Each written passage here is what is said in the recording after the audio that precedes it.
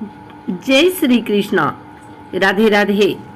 आइए सुनते हैं पाप मोचनी एकादशी की कथा।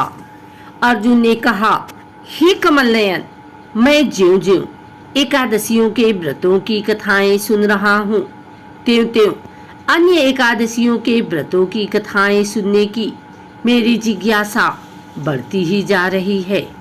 हे मधुसूदन, अब कृपा कर आप चैत्र माह के कृष्ण पक्ष की एकादशी के विषय में बतलाइए।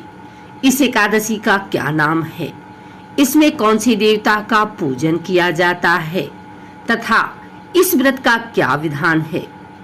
हे श्री कृष्ण, यह सब आप मुझे विस्तार पूर्वक बताने की कृपा करें। भगवान श्री कृष्ण ने कहा, हे अर्जुन, एक बार यही प्रश्न पृथ्वीपति मानधाता ने लोमस ऋषि से किया था। जो कुछ लोमस ऋषि ने राजा मानधाता को बताया था वही मैं तुमसे कह रहा हूँ। राजा मानधाता ने धर्म के गुहात्म रहस्यों के ज्ञाता महर्षि लोमस से पूछा, हे ऋषि श्रेष्ठ, मनुष्य के पापों का मोचन किस प्रकार संभव है? कृपा कर कोई ऐसा सरल उपाय बताएं जिससे सहज ही पापों से छुटकारा मिल जाए। महर्षि लोमस ने कहा, हे नृपति, चैत्र मास के कृष्ण पक्ष की एकादशी का नाम पाप मोचनी एकादशी है। उसके व्रत के प्रभाव से मनुष्यों के अनेक पाप नष्ट हो जाते हैं। मैं तुम्हें इस व्रत की कथा सुनाता हूँ, ध्यान पूर्वक श्रवण करो। प्राचीन समय में चैत्र रथ नामक एक वन था। उसमें अप्सराएं किन्नरों के साथ विहार किया करती थी। वहां सदैव वसंत का मौसम रहता था, अर्थात उस जगह सदा नाना प्रकार के पुष्प खिले रहते थे। कभी गंधर्व कन्याएं विहार किया करती थी, कभी देवेंद्र अन्य देवताओं के साथ क्रीड़ा किया करते थे।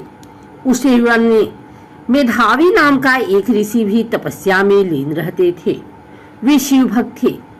एक दिन मंजू घोषा नामक एक अप्सरा ने उनको मोहित कर उनकी निकटता का लाभ उठाने की चेष्टा की। इसलिए वह कुछ दूरी पर बैठे बीड़ा बजाकर मधुर स्वर में गाने लगी। उस समय शिव भक्त महर्षि मेधावी को कामदेव भी जीतने का प्रयास करने लगे। कामदेव ने उस सुंदर अप्सरा के भ्रू का धनुष बनाया, कटाक्ष को उसकी प्रत्यंचा बनाई और उसके नेत्रों को मंजू घोषा अप्सरा का सेनापति बनाया। इस तरह कामदेव अपने शत्रु भक्त को जीतने को तैयार हुआ। उस समय महर्षि मेधावी भी युवावस्था में थे और काफी हृष्ट पुष्ट थे। उन्होंने यज्ञोपवीत तथा दंड धारण कर रखा था। वे दूसरे कामदेव के समान प्रतीत हो रहे थे। उस मुनि को देखकर कामदेव के वश में हुई मंजू घोषा ने धीरे धीरे मधुर वाणी से बीड़ा पर गायन शुरू किया, तो महर्षि मेधावी भी मंजू घोषा के मधुर गाने पर तथा उसके सौंदर्य पर मोहित हो गए। वह अप्सरा मेधावी मुनि को कामदेव से पीड़ित जानकर उनसे आलिंगन करने लगी। महर्षि मेधावी उसके सौंदर्य पर मोहित होकर शिव रहस्य को भूल गए और काम के वशीभूत होकर उसके साथ रमण करने लगे।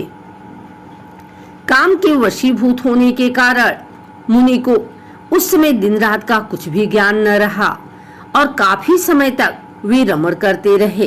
तदुपरांत मंजू घोषा उस मुनि से बोली, हे ऋषिवर, अब मुझे बहुत समय हो गया है, अतः स्वर्ग जाने की आज्ञा दीजिए। अप्सरा की बात सुनकर ऋषि ने कहा, हे मोहिनी, संध्या को तो आई हो, प्रातः काल होने पर चली जाना। ऋषि के ऐसे वचनों को सुनकर अप्सरा उनके साथ रमण करने लगी। इसी प्रकार दोनों ने साथ साथ बहुत समय बिताया। मंजू घोषा ने एक दिन ऋषि से कहा, हे विप्र, अब आप मुझे स्वर्ग जाने की आज्ञा दीजिए। मुनि ने इस बार भी वही कहा, हे रूपसी, अभी ज्यादा समय व्यतीत नहीं हुआ है, कुछ समय और ठहरो। मुनि की बात सुन अप्सरा ने कहा, हे ऋषिवर, आपकी रात तो बहुत लंबी है, आप स्वयं ही सोचिए कि मुझे आपके पास आए कितना समय हो गया अब और ज्यादा समय तक ठहरना क्या उचित है? अप्सरा की बात सुन मुनि को समय का बोध हुआ और वह गंभीरता पूर्वक विचार करने लगे। जब उन्हें समय का ज्ञान हुआ कि उन्हें रमण करते 57 वर्ष व्यतीत हो चुके हैं, तो उस अप्सरा को वह काल का रूप समझने लगे। इतना ज्यादा समय भोग विलास में व्यर्थ चला जाने पर उन्हें बड़ा क्रोध आया। अब वह भयंकर क्रोध में जलते हुए उस तपनाश करने वाली अप्सरा की तरफ भ्रिकुटी तान कर देखने लगे। क्रोध से उनके अधर कांपने लगे और इंद्रियां भी काबू होने लगी। क्रोध से थरथराते स्वर में मुनि ने उस अप्सरा से कहा, मेरे तप को नष्ट करने वाली दुष्टा, तू महापापी और बहुत ही दुराचारणी है। तुझ पर धिक्कार है। अब तू मेरे श्राप से प्रेतनी बन जा। मुनि के क्रोध युक्त श्राप से वह अप्सरा प्रेतनी बन गई। यह देख वह व्यथित होकर बोली, हे ऋषिवर, अब मुझ पर क्रोध त्याग कर प्रसन्न होइए और कृपा करके बताइए कि इस श्राप का निवारण किस प्रकार होगा।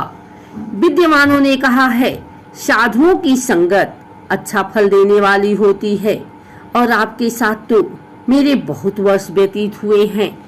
अतः अब आप मुझ पर प्रसन्न हो जाइए, अन्यथा लोग कहेंगे कि एक पुण्य आत्मा के साथ रहने पर मंजू घोषा को प्रेतनी बनना पड़ा। मंजू घोषा की बात सुनकर मुनि को अपने क्रोध पर अत्यंत ग्लानि हुई, साथ ही अपनी अपकीर्ति का भय भी हुआ। अतः प्रेतनी बनी मंजू घोषा से मुनि ने कहा, तूने मेरा बड़ा बुरा किया है, किंतु फिर भी मैं तुझे इस श्राप से मुक्ति का उपाय बतलाता हूँ। चैत्र मास के कृष्ण पक्ष की जो एकादशी है उसका नाम पाप मोचनी है। उस एकादशी का उपवास करने से तेरी प्रेतनी की देह से मुक्ति हो जाएगी। ऐसा कहकर मुनि ने उसको व्रत का शब्द विधान समझाया। फिर अपने पापों का प्रायश्चित करने के लिए वे अपने पिता च्यवन ऋषि के पास गए। च्यवन ऋषि ने अपने पुत्र मेधावी को देखकर कहा, हे पुत्र, ऐसा क्या किया है तूने कि तेरे सभी तप नष्ट हो गए हैं, जिससे तुम्हारा समस्त तेज मलिन हो गया है। मेधावी मुनि ने लज्जा से अपना सिर झुकाकर कहा, पिताश्री, मैंने एक अप्सरा से रमण करके बहुत बड़ा पाप किया है। इसी पाप के कारण संभवतः मेरा सारा तेज और मेरे तप नष्ट हो गए हैं। कृपा करके आप इस पाप से छूटने का उपाय बतलाइए। ऋषि ने कहा, हे पुत्र, तुम चैत्र माह के कृष्ण पक्ष की पाप मोचनी एकादशी का विधि तथा भक्ति पूर्वक उपवास करो, इससे तुम्हारे सभी पाप नष्ट हो जाएंगे। अपने पिता च्यवन ऋषि के वचनों को सुनकर मेधावी मुनि ने पाप मोचनी एकादशी का विधि पूर्वक व्रत किया।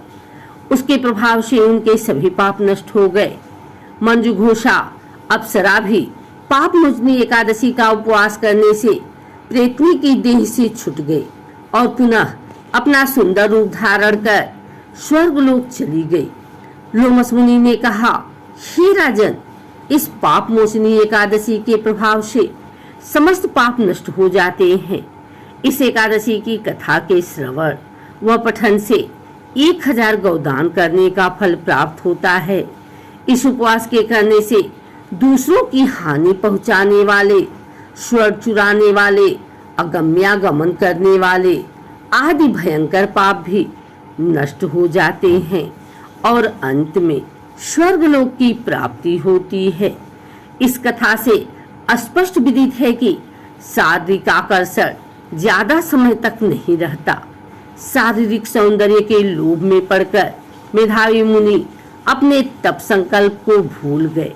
यह भयंकर पाप माना जाता है, परंतु भगवान श्री हरि की पाप मोचनी शक्ति इस भयंकर पाप कर्म से भी सहज ही मुक्ति दिलाने में सक्षम है। जो मनुष्य सत्कर्मों का संकल्प करने के बाद में लोभ, लालच और भोग विलास के वशीभूत होकर अपने संकल्प को भूल जाते हैं, वे घोर नरक के भागी बनते हैं।